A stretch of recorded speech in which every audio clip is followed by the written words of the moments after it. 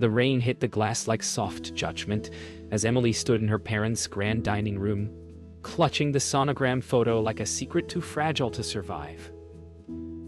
Her voice trembled, not from fear but from the quiet courage that comes with truth. Grace's pearls gleamed under the chandelier's cold light, her face frozen somewhere between disbelief and disgust. Richard's silence was heavier than thunder. When Emily whispered that she wouldn't fix the mistake, the air seemed to vanish. Words became weapons. Irresponsible, shame, ruined.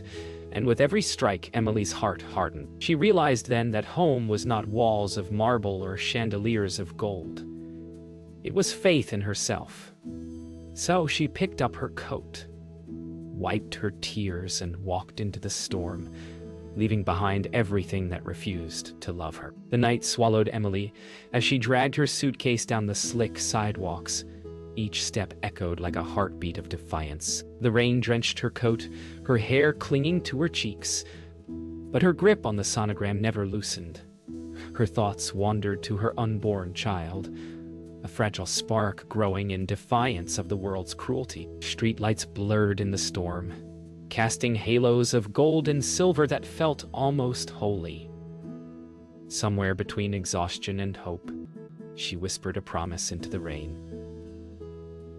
"You'll never feel unloved." By dawn, Emily found herself at the edge of the city, beneath a flickering neon sign reading, "Vacancy." The cheap motel smelled of coffee and rain. She booked a single night, using the last bills from her wallet. When she collapsed onto the thin mattress, exhaustion gave way to tears she hadn't dared release in front of her parents. But between sobs, she touched her stomach and smiled weakly. Love was already there, quiet but fierce. Morning sunlight seeped through faded curtains, painting the room in pale warmth. Emily stood before the cracked mirror, face drawn but resolute. She dialed Ethan's number, her voice trembling not from weakness but from the weight of truth. His voice on the other end broke the silence like light through fog, steady, kind, and alive with concern. In that moment, Emily realized she wasn't entirely alone. Outside the motel, the world stirred to life. Cars, voices, motion. Emily checked out quietly, a single backpack on her shoulder. The storm had passed, leaving puddles that mirrored the sky. She looked up, exhaled, and stepped forward into an uncertain world with one truth clear in her heart. Love, not reputation, would define her story. The city was unkind to dreamers, but Emily had no choice but to dream anyway. Days blurred into nights as she waited tables at a corner cafe, her feet aching and belly growing heavier. Every spilled coffee, every forced smile became a small act of rebellion against despair. She lived in a cramped room above the diner, where steam from the kitchen seeped through the walls, and the scent of fried onions became her lullaby. Sometimes she caught her reflection in the fogged window, eyes tired, body worn. But inside, a quiet fire still burned. When she felt the baby move for the first time, the world stopped. In that moment, poverty didn't matter. She was building something sacred, unseen, and unstoppable. The nights were longer than they had ever been. The room upstairs was small enough that her breath fogged the window when she turned in her sleep. The radiator clanked like an old heartbeat. Emily sat cross-legged on her mattress, a notebook in her lap, writing letters to a child not yet born. She wrote about stars, lullabies, and the kind of love that doesn't ask for permission. Outside, sirens wailed. Inside, her words became prayer. She didn't know how she'd afford tomorrow, but for now, the promise of her child was enough. Winter arrived without mercy. The streets shimmered with ice, and breath became visible prayer. Emily worked longer shifts to save for the hospital, fingers cracked from scrubbing tables. Sometimes customers tipped her out of pity, sometimes out of kindness. She never cared which. Ethan's messages became her anchor. short, encouraging bursts of warmth sent between exhaustion and closing time. Each word reminded her that love could survive distance, that family could begin with two hearts and no permission. Months later, her body ached and her savings barely filled a worn envelope. Yet, life persisted. The diner's old cook, Mrs. Reyes, noticed Emily's swelling belly and began slipping her extra bread rolls and coins. Kindness, Emily learned, often came quietly, without applause. When her boss grumbled about liability, Mrs. Reyes spoke up, defending her. Emily's eyes filled with tears, this time not from sorrow, but from proof that compassion could exist in small corners of the world. The night before her due date, the power went out across the city. Emily sat in her dark room, a single candle flickering on the windowsill. The city felt hushed, like it was holding its breath with her. She pressed a hand to her belly and whispered, "Tomorrow we meet." Fear flickered inside her, but so did faith. The storm outside grew louder, but in her heart, there was light. The world entered with a cry that cut through thunder. Under the sterile lights of the public hospital, Emily held her daughter for the first time. Her body trembled, her eyes glistened, her soul steadied. The storm outside had passed, and sunlight now filtered through blinds, streaking gold across her newborn's cheeks. "Lila," she whispered the name like a blessing. Nurses came and went, their faces blurred by fatigue and mercy. Emily no longer felt small or broken. She was whole, reborn in the heartbeat pressed against her chest. Every hardship that had brought her here felt worth the ache. Days turned into weeks, weeks into months. Emily and Lila moved into a small studio apartment. 2 windows, a creaky floor, and a world of love contained within it. The nights were long, but laughter began to echo between the walls. Ethan visited often, bringing groceries and tired jokes that made Emily smile. There was no luxury, only survival. But somehow, survival felt beautiful. She'd sing Lila to sleep, her voice trembling with both exhaustion and hope. Every coo, every tiny hand grasp reminded her that the greatest things grow quietly, far from the noise of approval. One evening, Emily received a letter. A job offer from a local community center seeking tutors for underprivileged children. It felt like a hand reaching out from fate itself. She read it 3 times, afraid it might vanish if she blinked.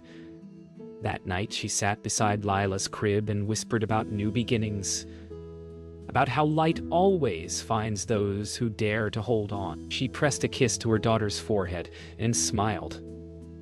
Tomorrow, she would rebuild not just for herself, but for the life she was shaping. Teaching reignited something in Emily that motherhood had only deepened.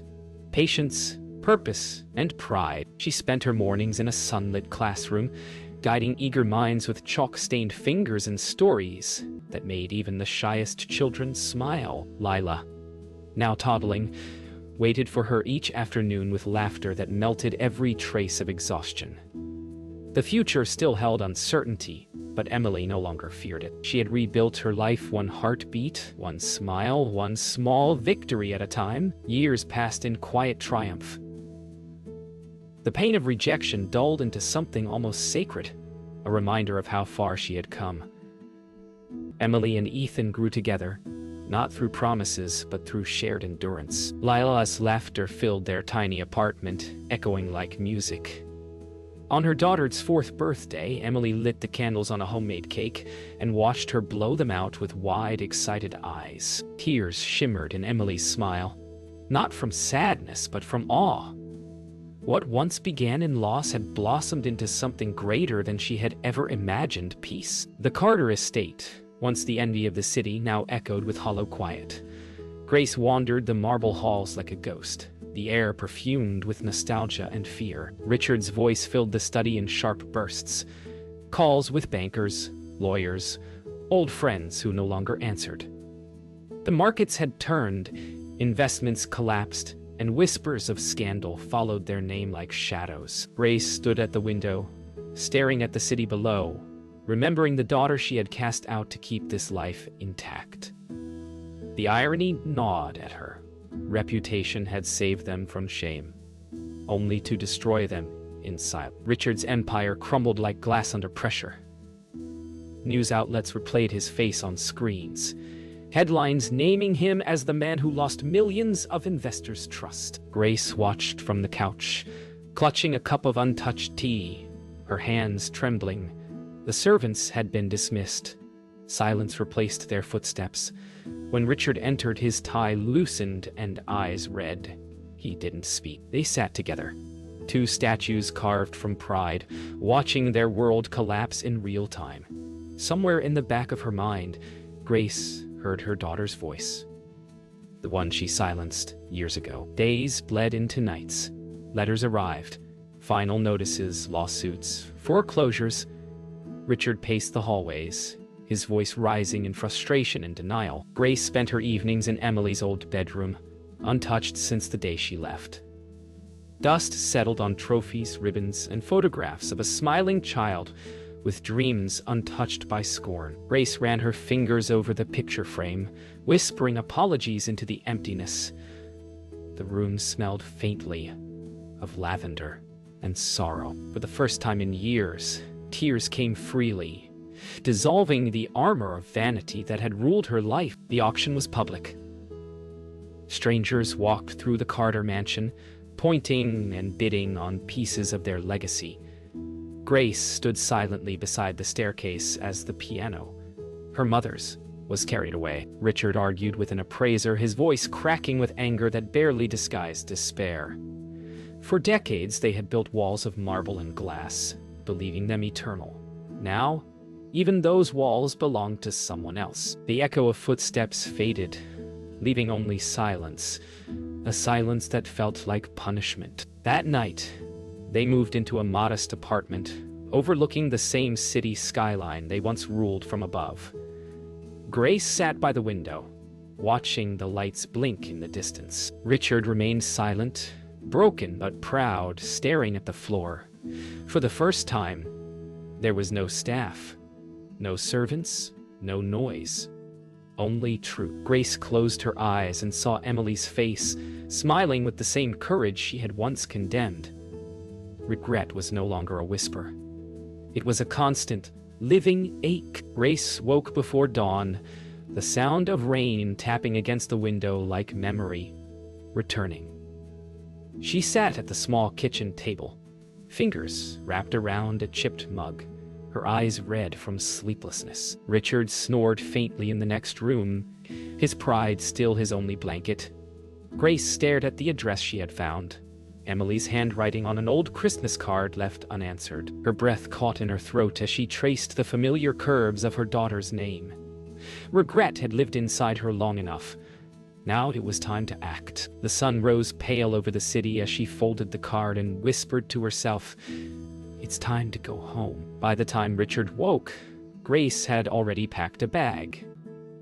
He stood in the doorway, disbelief softening into resignation as he realized what she intended. For years, he had built walls to keep shame out, but they had only kept love away. "She won't want to see us," he muttered. Grace met his gaze, her voice steady for the first time in years. "Maybe not, but she deserves to know we still want to." Silence stretched between them like the distance of all those lost years. Then, slowly, he nodded. Pride was heavier, but not heavier than loss. The journey was quiet. The train rattled through fields and towns, carrying them toward a reckoning neither could yet name. Grace stared out the window, her reflection merging with the passing landscape. A woman haunted and hopeful all at once. Richard sat beside her, clutching the folded address in his hand, as if it might disintegrate. Neither spoke. The rhythmic hum of the wheels filled the silence between them, each turn a reminder of the years they could never reclaim, and the love they still might. When the train stopped, Grace hesitated at the platform edge, fear gripping her chest. The city before her was smaller than the one she remembered, humbler, quieter. Richard carried the suitcase, his face pale and uncertain. They followed the map through narrow streets until they reached a modest apartment building with flower boxes and laughter spilling from open windows. Grace's heart pounded. Behind one of those doors was her daughter, no longer a memory, but a woman who had built a life without them. She reached for the bell but froze. After a moment, Richard's trembling hand covered hers. Together, they pressed it. The door opened, not by Emily, but by a child. A little girl with curls the color of sunlight and eyes full of wonder. "Hi," she said, her voice bright and pure. Grace's breath caught, the world stilled. Before she could speak, a familiar voice came from within, older now, stronger. "Lila, sweetie, who's at the door?" Grace's eyes filled with tears as Emily appeared, frozen in place. For a heartbeat, no one moved. The years, the pride, the pain, all dissolved into the fragile space between mother and daughter. Time held its breath. Emily's hand tightened around the doorframe as she took in the sight of her parents. Older, smaller somehow, stripped of the arrogance she remembered. Grace whispered her name, fragile and disbelieving, like a prayer that dared not expect an answer. Richard stood silent behind her, his jaw trembling beneath decades of pride. Lila peeked curiously between them, sensing the weight of the moment. Emily's heart thudded with confusion, anger, and something dangerously close to longing. She wanted to shut the door, but she couldn't. Not yet. "Why are you here?"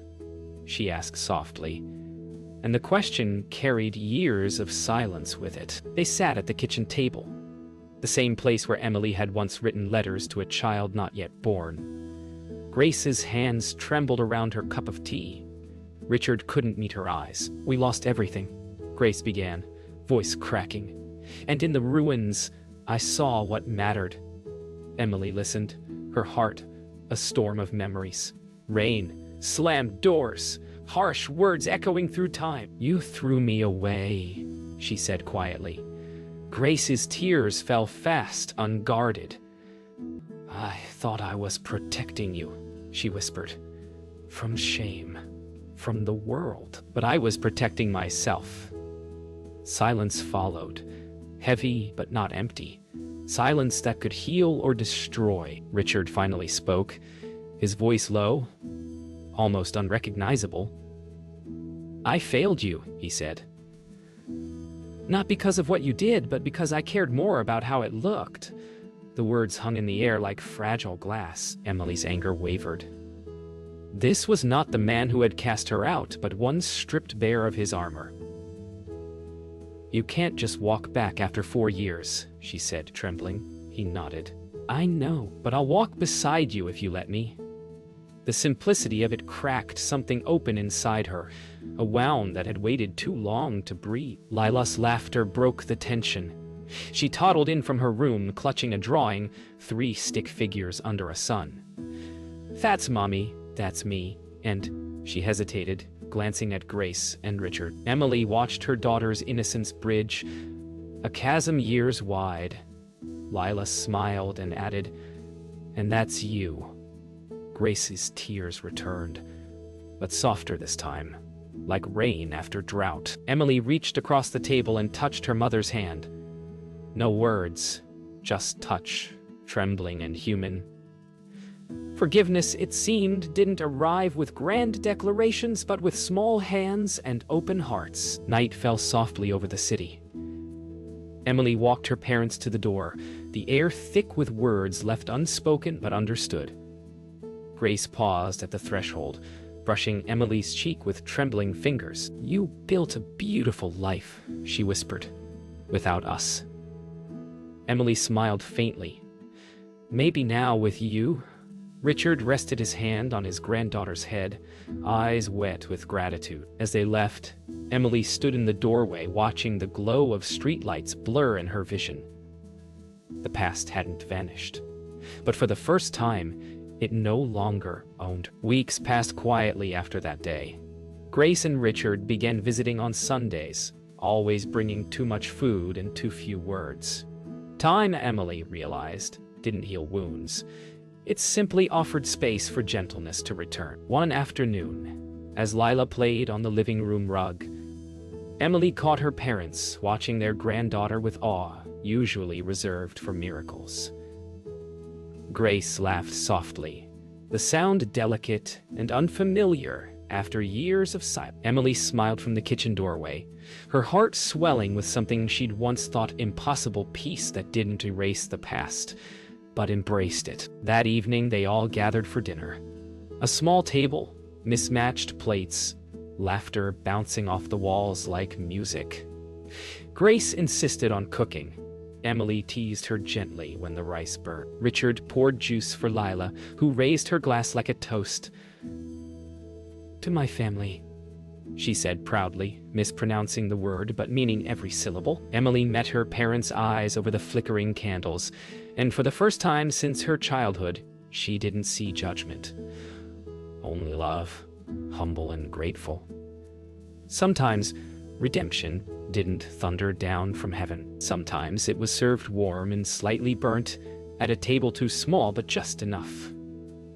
Later that night, after dishes were cleared and laughter faded into the hum of the city, Emily found Grace sitting by the window, looking out at a skyline. "You remind me of myself," Grace said quietly. "Before I forgot who I was trying to be." Emily sat beside her, resting her head on her mother's shoulder. "Maybe now we both remember." The lights outside flickered like distant stars. In that stillness, Grace reached for Emily's hand. No speeches, no apologies, just presence. It was enough. Richard joined Ethan on the balcony, two men who had once lived at opposite ends of Emily's life.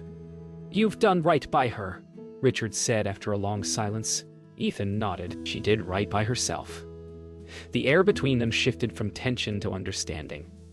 Richard looked through the glass door at his family inside, laughter spilling into the night. "I used to think strength was about control," he murmured. "Now I see it's about love that endures the fall." Ethan smiled faintly. "She taught us both that." Morning sunlight flooded the apartment, painting everything gold. Lila sat in Grace's lap, reading from a picture book, while Richard and Ethan fixed a broken chair together. Emily watched them from the doorway, her heart at ease. The world outside still spun with chaos and judgment, but within these walls, there was peace. She thought of the rain that had once driven her out and smiled. Every storm, she realized, had led her here, to a love reborn not in perfection, but in forgiveness. Sometimes, miracles didn't look like angels. Sometimes, they looked like family.